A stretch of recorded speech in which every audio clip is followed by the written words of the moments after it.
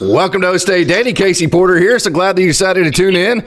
Fans, today we have a very, very, very special guest. Very special to Oklahoma State fans. Special to me because I've been knowing him for a long time, trying to beat him over there at Chalk. I don't think I ever did there at Guthrie because he has such a great program there with the Yellow Jackets. But one Mr. Shane Hawk, maybe the tallest pitcher ever to pitch at Oklahoma State, joins OkState Daily today. Coach Hawk, man, it's great to see you. Great to be on, and I'm honored you got me as a guest. I'm excited. Okay, first of all, I want to dive into just the great work you've done at Choctaw. You were an assistant there forever. You know, in today's day and age, a transfer portal, and there's no loyalty, this and that. There has been nobody that's been more loyal to a school than you have been to Choctaw. You're an assistant there. You took the head job in 2014, and what's very impressive about, probably the most impressive thing you've done, you go to the state tournament every single year, which is awesome on the field. But the work you've done in the community has been fantastic. Can you dive into all that? Yes, sir. And state tournament, not every year, but we've had a few appearances, not as many appearances as I would like. When I took over in the fall of 14 and 2015 baseball season, the spring, I wanted to come in with a work mindset. I learned from so many great people with Mark Kraft as our head coach for several years, and following him, I knew it was going to be tough because he'd been here 27 years. And so I took a lot of pieces from what he'd already given me. I've learned from Doug Weiss and in American Legion Baseball. I got an opportunity to coach with him as well and play for him. Jerry Long in Midwest City. So there are so many little pieces that I could pull from to make my own program. And if you look at our state motto in Oklahoma, it's labor omnia vincit, which means labor conquers all, work conquers all. And that's the mindset that I brought in was no matter what talent level of players we had, no matter what facilities we had at the time, no matter how much our budget was, we were going to work, and I think that's paved the way for the success that we've had is no matter the weather, the temperature, the opponents, the whatever we're running into, we were going to work our tails off, and it's paved the way for so many great players that we've had. Community service with us, huge deal. We're always involved in the community. Every year at the beginning of the year, our school does this citywide cleanup. I told them every year you do it, sign us up. No matter, you don't even have to ask. We're there. We help programs around here. This fall, obviously, the devastation that just happened in Stillwater is a huge tragedy for that community, and we're not. We have had some tragedies our way with the tornado went through in November. It just devastated some homes. We had some players lose some homes, and then right away with our mayor. Alcox. Mayor Alcox is a great human being. But, I reached out to him right away and said, "Hey, I know there's still stuff going on, but we'll take a bus and we'll help clean up whatever we got to do. We're in off-season baseball. We can spend the whole week in November and load up the bus and go do what we got to do to help the community out." And we brought a pallet full of waters and we brought our work gloves and started diving into the damage, and you don't understand, how many lives are changed in an instant until you actually get up there up close. I've been a part of some tornadoes here and there growing up in Oklahoma, but I've never been hit myself, and to go in and see people that have lost everything and don't even know where to start, don't even know what to do, and then to see a baseball team and a softball team roll up with our gloves on, ready to help move stuff and clean up and get stuff out of their way so they can move on to their next steps. It was pretty cool for our boys and my staff to see that you are having an impact on people, whether you know it or not. Scott McKinley, I know he's umpired several of your games, one of the best umpires in the state of Oklahoma, actually just lost his house to this fire. So it reaches just about everybody. It is very devastating. But hey, Coach, I wanted to get into something that's really cool for me. I used to love Legion ball. It was huge in Stillwater where I grew up. And you guys actually got to win the 2000 state championship there where you grew up, the Midwest City Outlaws. The Outlaws were absolutely awesome. So first of all, I wanted to dive into that state championship. I know you had hurt your shoulder. You came back for the state tournament. You're the MVP of that 2000 state tournament. I think you threw like 14 innings, something like that. And Legion ball was really, really big back then. So take us to that experience and some of the guys you got to play with. Huge experience. I loved my outlaw days. When you got into Legion ball, it was cool because you got communities around and where it was different from travel ball at that time. And obviously, the travel ball scene's taken over, and you've lost a lot of Legion programs across the whole nation. But you had to go within a 50-mile radius of your own community to pull from your players. So I couldn't pull Enid's great players, and I couldn't pull Tulsa's players and kids from Texas to this team and just go dominate the travel circuit. We were Midell, we were Choctaw, we were Hera, and Dale, I think. And so we had a group of 4 or 5 schools that came together. If you were lucky enough to make the outlaw team, that was kind of it. If you grew up in Midell and in our area in general, you wanted to be an outlaw. If you wanted to first play for your high school team and be the dude on your high school team in that area. And then you knew when summertime came and you saw Coach Weiss walking through the gates to watch games to see who he wanted to pull for his teams, you had to pick it up a notch if you wanted to be an outlaw. I played with so many great players, Corey Schaefer, my newest city teammates, Ryan Ashley, Jason Long, the Dale kids, Clay Blevins, Josh Odell, Carl Albert kids. We had, Rocky Wilkerson. We had a catcher by the name of Scotty Schwab. We just had a group of guys, man. We were just dirtbaggers. We got after it. We wanted to fight every team we played. We wanted to run roll every team we played.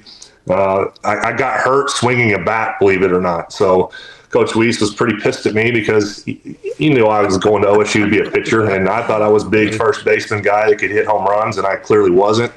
And just in BP, I swung at a weird pitch, and my shoulder kind of went in and out. Man, I thought I was done. I thought my career was over, and it just happened. I fluke deal, and I just had some tendonitis that got fired up by swinging a bat, and so I rehabbed in the summer, didn't think I was going to get to play much. And then one day I just went up to Coach. We said, let me throw in the bullpen real quick. Playing in the South Plains Classic or something, middle of the summer. Threw a bullpen. I'm like, hey, put me in a game. Let me pitch an inning here. I feel pretty good. And then from there, it was on. I just put all this stuff aside and got after it the rest of the summer. And our goal was to win a state title. I didn't know anything about American Legion World Series or regionals or any of that. Right. And I just had never even heard of it as a Legion player. We always talked about just let's go win state. So we get to the state tournament, and we literally used 3 pitchers. I mean, we went in there and just dominated. I threw the first game. I think Ryan Ashley threw a no-hitter against Enid, and then Mike Musgrove from Dale threw a game, and then I threw the championship game, and then we went off and win state. The MVP thing, it is what it is. It comes with success of a team. You got to name probably some player, and for me, it happened to be me that year. I pitched 14 innings. I didn't give up a run. I think I struck out 18 guys in those 14 innings, and just had a really, really successful state tournament. And like, all right, we dogpile. The Dale boys had just come off winning like 3 or 4 state titles like they always do. And so I'm sitting in the dugout in the 7th inning, getting ready to go out and finish the game. And one of them came up, and I think it was Odell, who said, hey, when the first person gets to you, put him on the bottom. He goes, you don't want to be on the bottom of this thing. So I said, all right. Well, guess who gets to me first is Corey Schaefer. And he's big boy, big power hitter. Well, I slammed him on the ground, put him on bottom. My chest was on top of his head, and the dog pile started. And then we went on to I was ready to go to college then. Like, all right, we won state, let's go home. But Doug pulls aside, all right, load up the bus. We got to go to Bartlesville for the Mid-South Regional. We're like, what is this? There's more baseball? All right, let's go. And by that time, we kind of had cashed out. Sure. We reached our goal of a state title. What they do the next year? Next year, they go to the World Series. I think they get 3rd, and that's when it started blossoming into that further.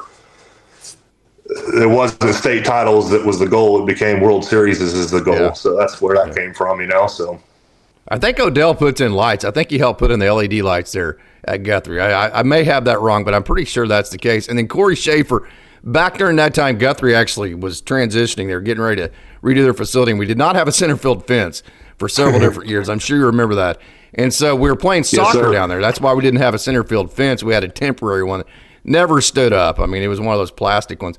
So anyways, I say that to say Corey Schaefer hit a one-hopper to the other end of the football stadium that landed and one-hopped into the soccer goal on the other goal line on the other end, man. That dude, he could hit balls further than any human being I'd ever seen in my life.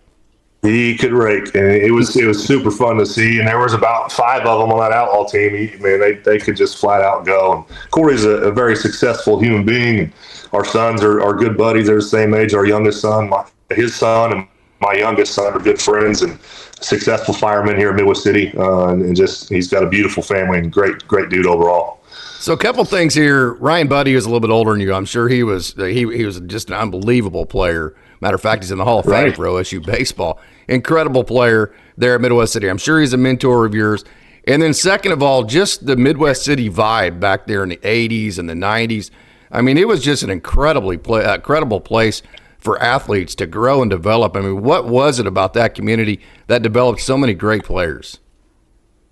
It was tight-knit. It was a whole organization and a whole machine where you had all these elementaries who, when I went to Eastside and I went to Jarman and then I went to Midwest City. And if you went on the other side of town, you went to Ridgecrest or Cleveland Bailey, and you went to Monroney, and then you went to Midwest City. And so we were competing with each other at a young age.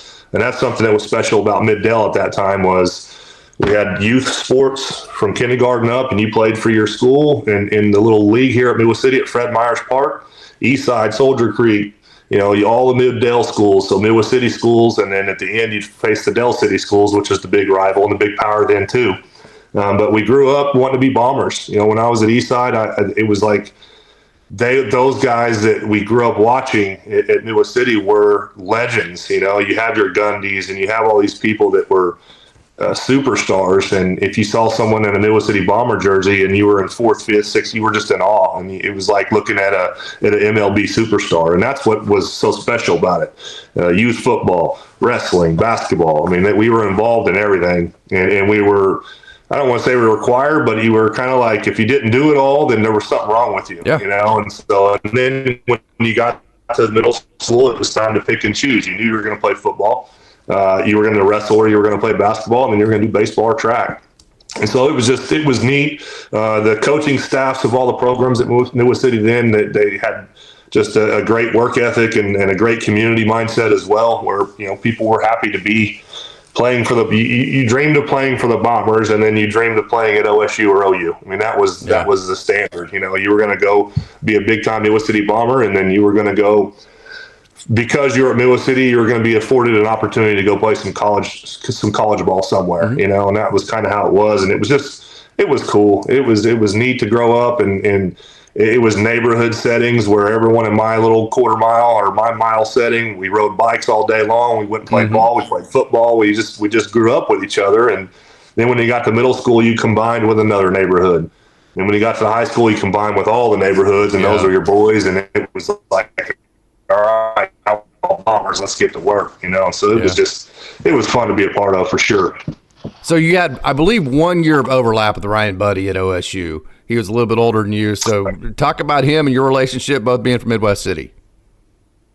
Awesome guy. He was a senior when I was a sophomore, so I come into Midwest City. Here's the senior leader, so I got a year to play ball with him at Midwest City. Tommy Whiteman, there was 9 seniors. Tommy Whiteman Jr., Ryan Buddy were the big-time leaders. You had Karam, you had all these guys that were just dudes, man. They were awesome, and I was one of the only sophomores on varsity at that time, and here I am thinking I'm going to get bullied or what.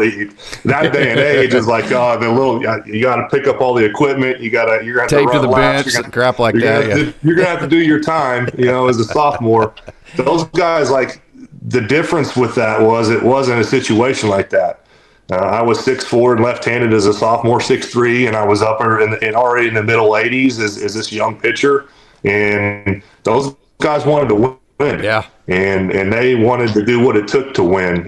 And Ryan and Tommy and those guys they just put me under the wing, and they saw potential in me, and so they took care of me, and they wanted to help me get to where they were at. And so when I got on the mound, I had nothing to worry about. I'm throwing to Ryan Buddy. He's going to get drafted this year. He's this superstar guy I've heard about that rakes, and it was just so easy to just.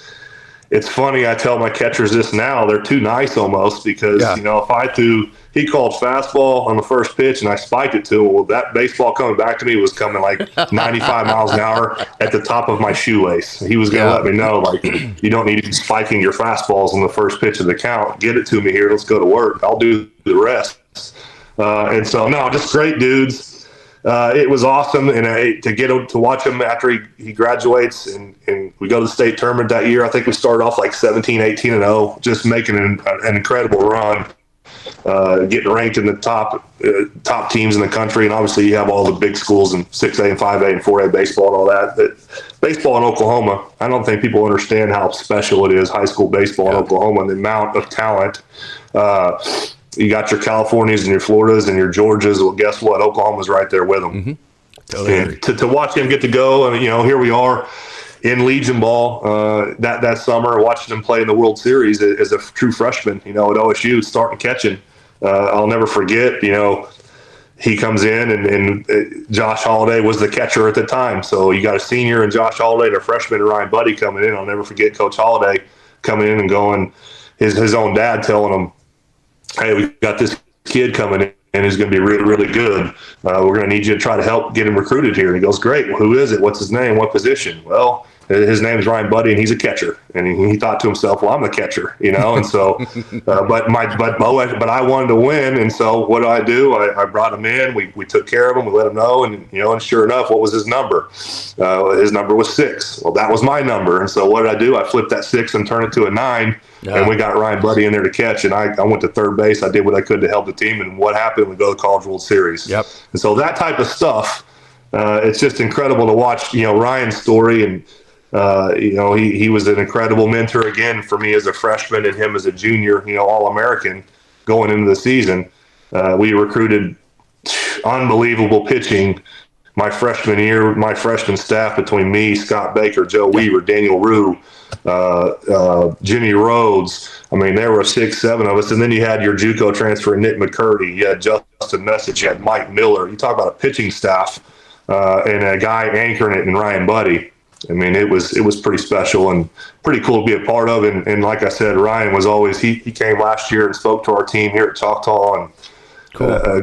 Beautiful family, successful fireman as well here in Midwest City. It just seems like if you played baseball in Midell or whatever and you were successful and then you were done, those guys sure seem like there's a lot of old former bombers and jackets and people that are successful Midwest City firemen now. I was just too scared to climb a ladder, so I became a teacher and coach, I guess. But it was neat, and it was great to be a part of, and that's what I always tried to be. And when I learned that, at that age, guys like Ryan and guys like Tommy were going to take you in, and they want to win. And if you're a part of that puzzle, come on, you're going to ride with us. That's what I wanted to develop, and that's kind of the mindset I took with me everywhere I went. So whenever they shut down LHP, of course, there's so many memories for guys like you and everybody who's had just the awesome memories there. O'Brate is beautiful, but there's always a spot in your heart for LHP. I mean, he just was incredible. So really cool experience for you. Whenever they shut down LHP, moved to O'Brate, they named you on the All 2000s team in the history of Oklahoma State baseball. That had to be a really cool experience. Very humbling for you. I know you're a humble person. So. Yes, sir. Honored tremendously. And yes, dream come true type situation. My grandpa, he lived on Western when I grew up. So he kind of retired and moved to Stillwater. So when I was a little kid, I grew up and went to spring break. I went to watch OSU baseball in 2nd, 3rd, and 4th, and 5th grade, and so I have, to this day, I still have stacks of cards of the OSU baseball cards from the 80s and the 90s, and I've gotten a bunch of those autographed from guys I've gotten the opportunity to meet becoming an OSU baseball player. And so, just a dream come true to, 1, get the opportunity to go play baseball at Oklahoma State, 2, to have the people say successful career. I look at stats and say it wasn't that successful, but I was involved in a lot of big games and had the opportunity to pitch against any and everybody across the nation. And so to be named on something as prestigious as an all-decade team with the amount of players, if you look at that list that have gone on to play big league baseball or even further, gone on to become Oklahoma State Hall of Famers, which is a list in its own. Just lucky and fortunate and blessed to say all those things. And again, I had to put in the work for sure. It's not an easy task to do those things, and you had to have some success at some point to get named or mentioned in something like that. And so I'm grateful for that, even being mentioned in a category with an all-decade team, let alone a group of teams at Oklahoma State. Well deserved. So some of the guys that you got to play with, let's take a trip down memory lane here. Jose Virgil, yes, the son of Ozzie Virgil. Dude could absolutely rake. I think he was a switch hitter, but I remember him mostly left-handed, probably because most pitchers are right-handed. Josh Fields, one of the major leaguers you mentioned. Chris Gutierrez, who is the bench coach for the Oklahoma City Comets. AAA Oklahoma City Comets actually has coached third the last 2 years. You had Jason Jaramillo, unbelievable catcher out of Wisconsin. Scott Baker, Thomas Cowley, Jimbo McAuliffe. He was a big deal coming out of Bishop McGinnis, no doubt. Paul Powell, fantastic third baseman pitcher type out of Cushing. Zach Cakes, bit old left-handed stick. Kind of reminds me of the Colin Brighamman of this year for that team. Roy York, a young man who was incredible out of Stroud. Stroud really had it going back then. Toby Rhodes, Zach Gazelle, young man that's still around in the Stillwater area. Ryan Buddy, we mentioned. Joe Weaver out of Stillwater as well. Mario Matalich was a really good right-handed DH. Spencer Grogan came in, great pitcher. Daniel Rue. Those are just some of them. That has to be a trip down memory lane for you.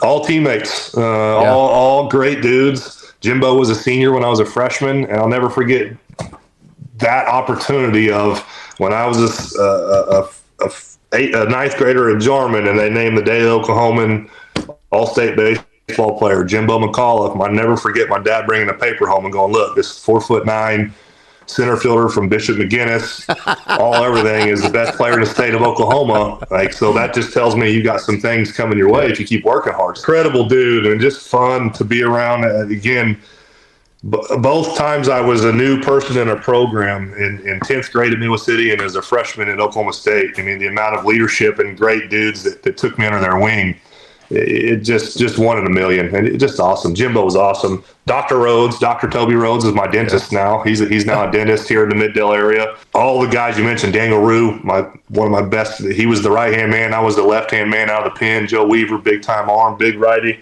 Those were guys that we all came in as freshmen together. Tom Cowley, Daniel, and myself were his hosts for recruiting, and still good friends with those guys today. Same thing with Goody. Daniel. Like I said, Daniel was my best man at my wedding. All these guys we mentioned, and there was more. Justin Message, Chris Riley, the pitching coach at West Virginia, who just left town, was one of the teammates there. And then the guys you mentioned before, Paul Powell, big Deadpool crushing right-handed hitter. When you mention those names, I just instantly just get joy in my heart. Just great teammates for sure. Get teared up thinking about those guys. Sorry. Just great dudes, so it was a fun time. Yeah, absolutely. So I'll tell you another fun time is the fact that when Josh came back, Tom Holliday got reconnected with Oklahoma State. You got to play all 3 years of your career underneath Tom Holliday, who was a fantastic pitching coach. So I know the Holliday family means a lot to you, Josh and Tom, so talk about what it was like getting to play for TH all 3 years. Awesome time. It's weird. There's so many people hit or miss on him, but everybody has their run-in with Tom, and the guy is the gold standard when it comes to being a college pitching coach and a coach in general and baseball. You want to talk about a baseball family? You can bring up all these people, but the Holidays are going to be one of them when it's said and done. Their incredible passion for the game.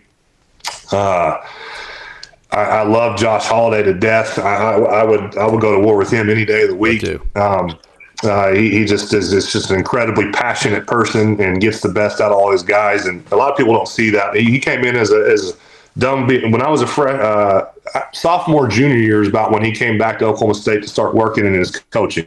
So he was a coach my junior year and helped me tremendously with the mental side of the game.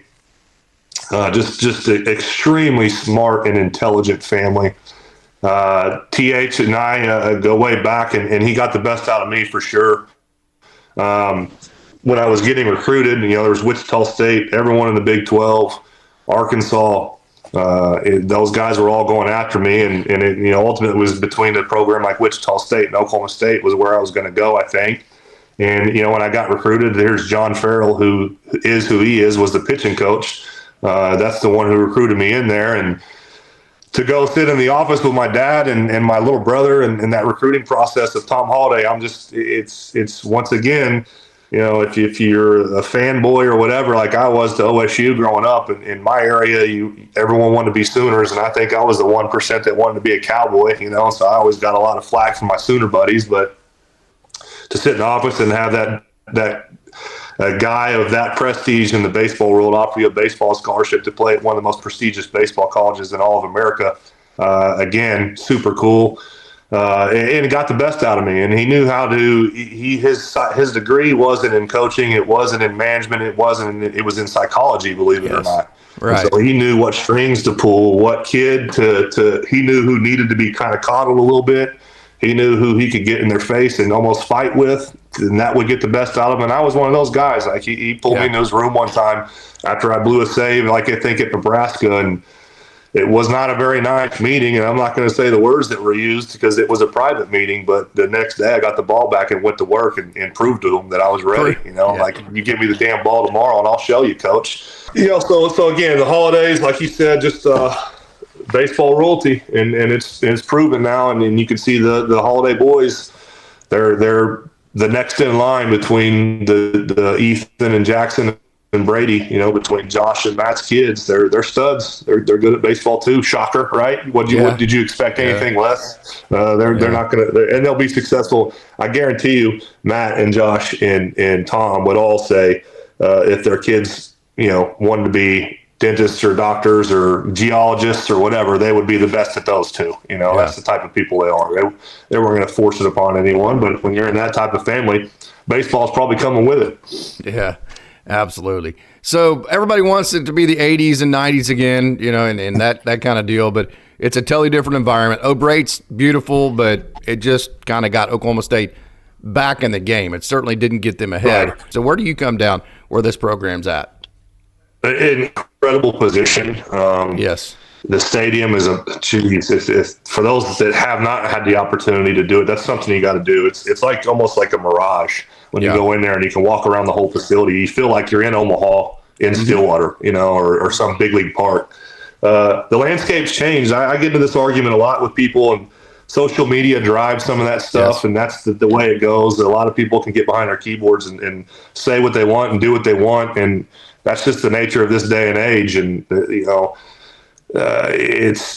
so much parity now in baseball and college baseball. When I played, you didn't lose Tuesday and Wednesday to the midweek teams. It didn't matter who they were throwing; we were going to dominate them, and those were warm up games to get us going. Well, guess what? Now and I talked to Ryan Fulmer about it at ORU not too long ago, and within the last couple of years, is the number 1 team can be beat by the number 64 team tomorrow. Sure. Because they might have a guy that's 97 that no one knows about, or a couple of hitters that came out of nowhere. And I love Rob Walton, and speaking to him, and Oklahoma baseball in general, between OU and OSU, both the coaching staffs at both of those places, there's so much baseball that could be learned between those programs. But if I can pull Rob Walton aside, and I've been to some events at Oklahoma State where we got to talk to him, and my wife is with me, and I'll see Rob and I'll nudge her because I'm like a fanboy over him too, and I'll get him talking baseball and lock him in, and it's like the best 30 minutes of my life. It is. And then the wives have to pull us apart because we're so locked into talking baseball. And it's just, last year, Big 12 leader in ERA and strikeouts, and the Big 12 champions. You're hosting regionals now almost yearly, which is hard to do. In the last couple of years, they had, last year they had the number 1 top 5 overall pick to dealing with in Cagliani, who's already probably going to be in the big leagues, throwing 100 miles an hour and hitting them 500 feet. And people saying it just comes with the territory. And I think Josh knows that. He can't let the media and you and I on this podcast bring him down with what he's got going on in his room, and no different than what I've got going on at Choctaw when someone's mad that we lost to Brock, Texas yesterday. Right. There's wins and there's lessons, and and we took a lot of lessons from that. And I know Josh is the smart guy he is. He'll have his guys ready to roll. 2 years ago when was it Oral Roberts and Dallas Baptist or that came into town, guess what? You have 3 teams in your own regional that all have 50 wins. Yeah. Give me another time in history where you got a regional with 3 teams and 50 wins and trying to win that. Like, congratulations, you're hosting regionals. but you're going to have 3 of the top 25 teams in your own regional to try to get to a super regional, which is then hard you had enough. Arkansas the year before that just needed to gel. Yeah, and so it's tough. It's hard. Congratulations on winning in Big 12 titles and getting to host regionals, but here you go. Good luck. It's like, it's hard. It's not easy, and it's not the 80s. There's parity now, and again, numbers 1 through 50 are so much more evenly matched than they were back in the day. Number 25 wasn't going to beat number 18. Number 18 wasn't going to beat number 10, and number 10 wasn't going to beat number 2. 2 ain't beating 1. And it's just the way it is, and you almost want to be thankful that there is some competition in college baseball, because all it does is draw the best out of your players anyway. Then go look at all the spring training rosters right now and look at the OSU alumni getting to the big leagues, playing professional baseball, which is the ultimate goal is to win a College World Series. But again, the ultimate goal once you get there too is to get an education, which you're going to get a great one at Oklahoma State, and to get developed into a potential draft pick. And hopefully along the way you're winning championships while you do it.